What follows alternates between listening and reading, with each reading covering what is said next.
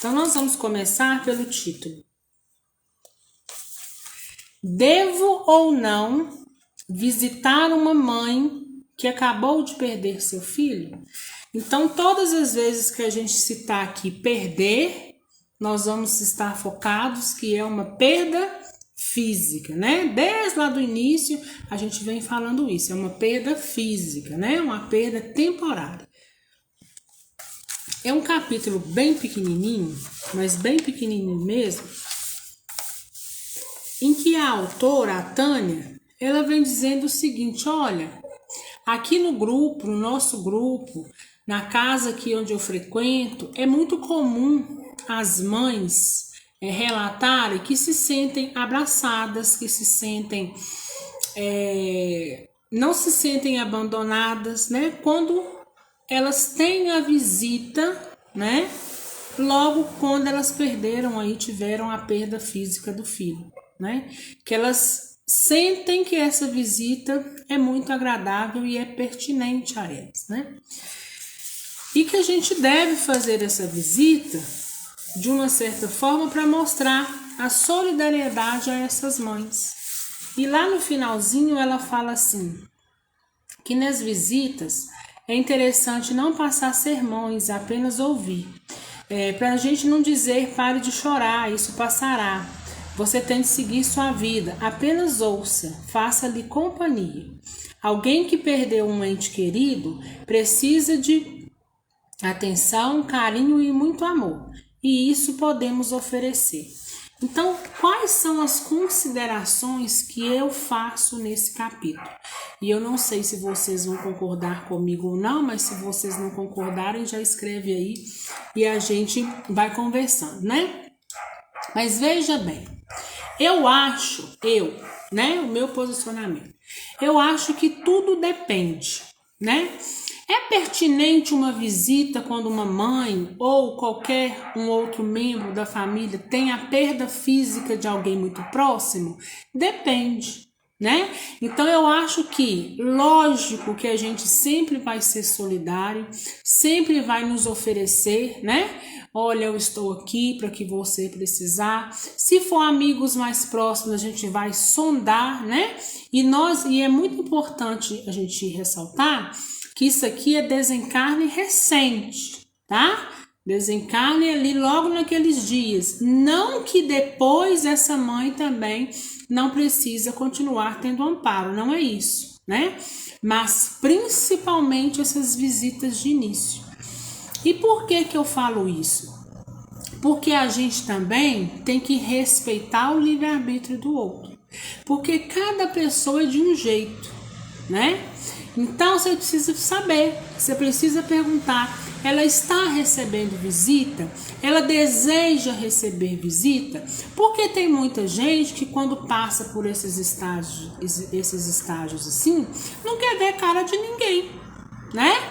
E a gente precisa respeitar, né? A gente, nesse momento, não é momento às vezes da gente romantizar muitas coisas, porque são momentos de fato de muita dor.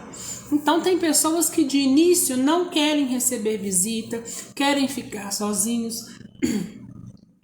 O que a gente faz por ela? A gente mantém em oração, emanando a ela prece, né?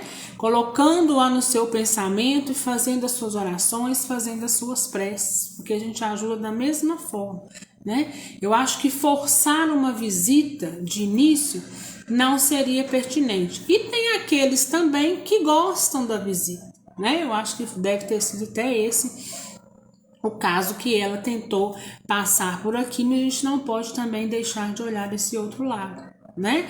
O sistema de cada um, como que cada um está se adaptando mediante essa nova situação, né? Como que tá? Então, eu acho que a gente tem que sondar o ambiente, saber como funciona, ainda que sejamos amigos muito próximos, né?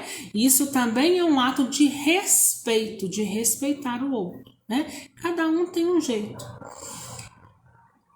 E muito cuidado com a visita que vamos fazer.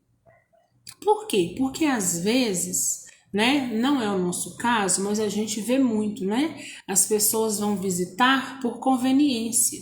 As pessoas vão visitar para poder saber como que tá e depois sai aí falando o que sabe, o que não sabe, né? Então, se a sua visita é em prol de ajudar o outro, até a forma de ajudar, a gente precisa saber, né? Principalmente com questão de desencarnes muito violentos. É muito comum que as visitas chegam já querendo saber o que aconteceu, como que foi, aonde foi, né? Da forma que tudo aconteceu. E esses assuntos não é assunto para essas horas. Desde que se a pessoa tiver a vontade, ela fala. Se ela não tiver, não é dar conta de ninguém, né? Nós estamos ali para poder prestar solidariedade, para poder emprestar ouvido, né? Muitas das vezes, porque é uma situação que, diante do desencarno, a gente não tem nem muito o que dizer, né?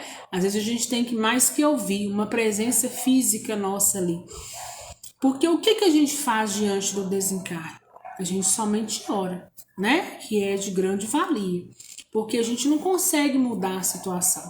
Mas a gente consegue, se aquela pessoa assim desejar, a gente consegue prestar a nossa solidariedade, mas tudo dentro dos limites, respeitando o outro, respeitando a dor do outro, respeitando a dor da família e não sendo aí tão invasivo, tá? Eu acho que essas considerações são bem pertinentes. A felicidade é um bem que se multiplica ao ser dividido, uma mensagem que ela deixou aqui, né? Vamos para o próximo título? O tempo é o melhor remédio, mas esse remédio tem efeitos colaterais.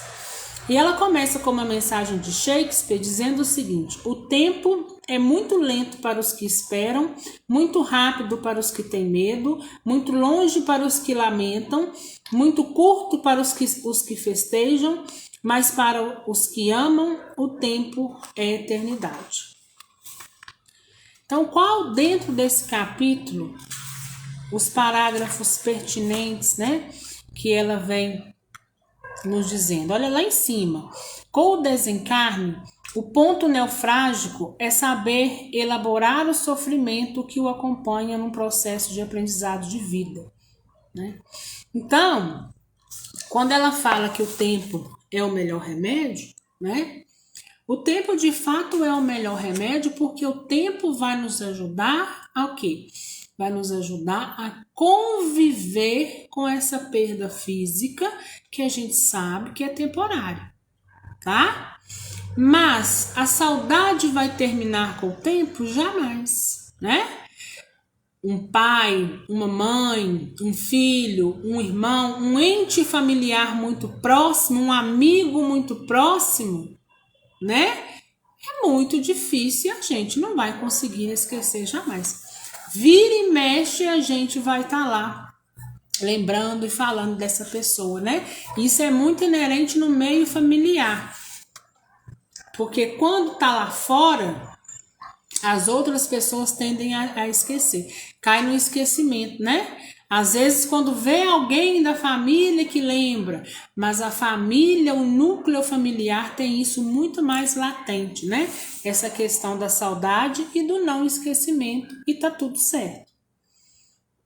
A experiência tem mostrado que o luto não rejeitado é importante à saúde emocional, portanto, saber viver o luto é essencial e importantíssimo.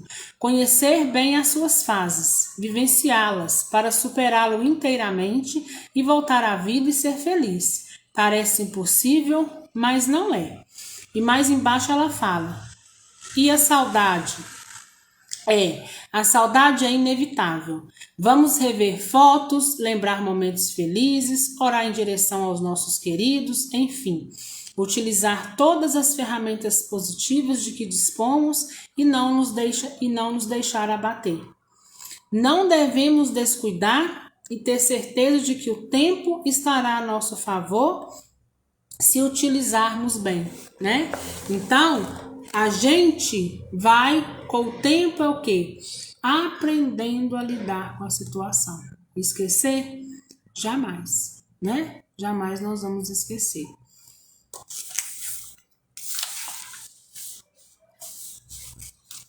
E ela vem dizendo mais à frente que a saudade com dor não pode.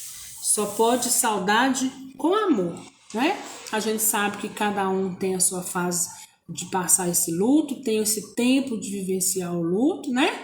De início é muito mais pesado, mas, né, com esse tempo que a gente vai aprendendo a conviver, vai ficando de uma forma mais sutil, precisa ficar, né, até para nossa saúde mental e para que nós possamos continuar o nosso projeto reencarnatório, né? Então, são esses pontos que são importantes.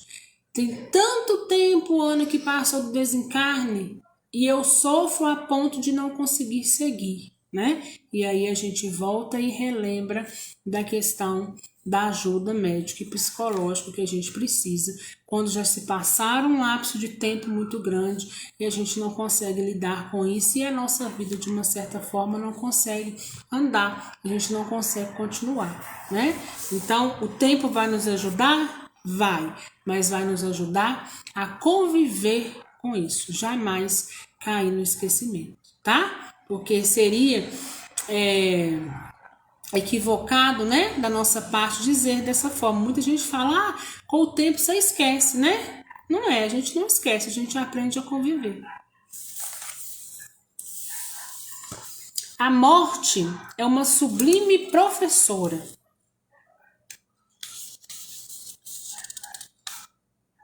Quando passamos pela dor da perda de um ente querido, nosso mundo íntimo se transforma, nossos valores são modificados e passamos a dar valor às coisas que possuímos, principalmente as pessoas e as relações afetivas. É um capítulo bem pequenininho também, mas o que ela vem querer dizer com o fato da morte ser uma professora? Porque quando a gente tem o desencarne de alguém muito próximo e muito querido, a gente começa então a dar também valor àqueles que estão à nossa volta, né? Talvez por não ter dado o valor que o outro merecia, né? Às vezes o outro foi embora e é muito comum isso, né? Muita gente acontece isso com muita gente. Nossa, eu deveria ter amado mais, eu deveria ter expressado mais, eu deveria ter dito mais, eu deveria ter dado menos importância a determinados assuntos e ter tido um olhar, né, de um pouco mais de amor para minha família, para o meu filho, para o meu esposo, e daí então vem o remorso, né? E aí o remorso também é um ponto que dificulta muito o próximo passo, mas ainda assim, né? Porque a gente tem essa sensação, mesmo que a gente faça tudo, a gente ainda tem a nítida sensação que poderíamos ter feito mais. Então, o que a gente faz, né? Quando isso acontece? A gente nos perdoa toda aquela situação, porque na época nós não tínhamos esse discernimento, né? E passa a seguir o agora, porque o passado a gente não vai mudar, mas começa a fazer diferente. É aquela questão que eu sempre falo para vocês. Vamos viver da melhor forma que nós podemos hoje, com o que nós temos hoje de mais precioso, que são as pessoas, que são a nossa família. Não é bens materiais, porque bens materiais vão ficar tudo aí, né? Nós não vamos levar nada. Mas a gente aproveita o máximo, porque na hora que a gente for, não acontecer a saudade reversa, ou então não ficarmos aí com essa sensação de que queríamos ter feito mais, né? Porque pelo menos a gente ficar só com a sensação, mas no fundo a gente saber que a gente fez muito, né? Ainda nos dá um refrigério para nossa alma, traz, né? Um refrigério para nossa alma. Então, nesse quesito é isso, a morte nos ensina o caminho onde eu devo andar, aonde é mais importante, o que eu mais preciso dar importância, né? E ter um olhar diferente para aqueles que a gente ama, porque daqui a pouco nós todos vamos embora. A gente pode ir antes, o outro pode ir depois, ou vice-versa, né? Mas vamos aproveitar aquele núcleo, o núcleo onde nós estamos inseridos. Lá embaixo, lá no final, ela fala: com tudo equilibrado, Mas, como tudo é equilíbrio, devemos observar bem o que temos valorado em nossa vida, buscando nos preparar para nos despedir dos nossos entes queridos e, mais ainda, para quando formos nós a partir, né? Ou seja, a saudade vai acontecer com a gente em relação a quem está aqui e com quem está aqui em relação a nós. Então, a gente tem que fazer essas considerações, essas relevâncias, né? Buscar essas relevâncias na nossa vida. Cada pessoa que passa em nossa vida passa sozinha, porque cada pessoa é única e nenhuma substitui a outra. Cada pessoa que passa em nossa vida passa sozinha, mas não vai sozinha, nem nos deixará só, porque leva um pouco de nós e deixa um pouco de si. Aos que levam pouco e muito deixam. Aos que levam muito e deixam pouco, aos que levam pouco e deixam muito. Essa é a mais bela responsabilidade da vida e a prova de que não nos encontramos por acaso. Obrigada por conhecê-los e aprender de forma diferente com cada um de vocês. Um autor desconhecido aqui. Mais à frente ela vem com o título Jesus, prova a imortalidade. Para a maioria dos religiosos é claro e patente que a vida prossegue, que ninguém morre, apenas muda de dimensão, né? Então é verdade, né? E nós já falamos sobre isso aqui. Independente de religião, todas acreditam no Espírito. Porém, cada um dá um direcionamento às vezes diferente para esse Espírito. Mas se a gente vai na Igreja Católica, ela fala do Espírito. Tanto é que tem até missa, né? Para as almas, para os desencarnados, para os mortos, né? Chama lá como cada um quiser chamar. Vai para a igreja evangélica da mesma forma, né? Existe o Espírito, tanto que eles sempre taxam o céu e o inferno, que é para onde você vai, né? Ou daqui a pouco Jesus vem e vai nos arrebatar. Então, seja qual for a religião, todas acreditam no Espírito. E quem nos provou isso, nada mais, nada menos, foi Jesus, quando após a sua crucificação, Jesus, né, no dia seguinte, faz-se presente, né, para Maria Madalena, para os apóstolos, passa ali 40 dias, né, assim diz na Bíblia, né, que ele passa 40 dias. Mas o fato aqui que nós temos que nos ater é o seguinte: Jesus vem pós-morte física para dizer o seguinte: eu vivo. Se eu estou vivo, se o meu corpo físico morreu e eu me encontro vivo, vocês também estarão vivos depois da morte do corpo físico de cada um de vocês, né? Então Jesus aparece não em matéria, mas em corpo perispiritual, né? Nos dando a esperança e nos abrindo mais uma porta, dizendo para nós: olha, tem vida do outro lado. A vida não termina no túmulo, né? Então, por isso que todas as vezes que a gente tiver as dúvidas, não só na questão do desencarne, mas nos ensinamentos, nos princípios, a gente olha para quem? Para Jesus, que foi o que maior deixou, né? Quem maior deixou o legado para a gente, quem veio para poder nos ensinar e veio para nos ensinar tão somente através do amor. E ela fala que a primeira palavra, né, que Jesus disse-lhes: a paz esteja convosco.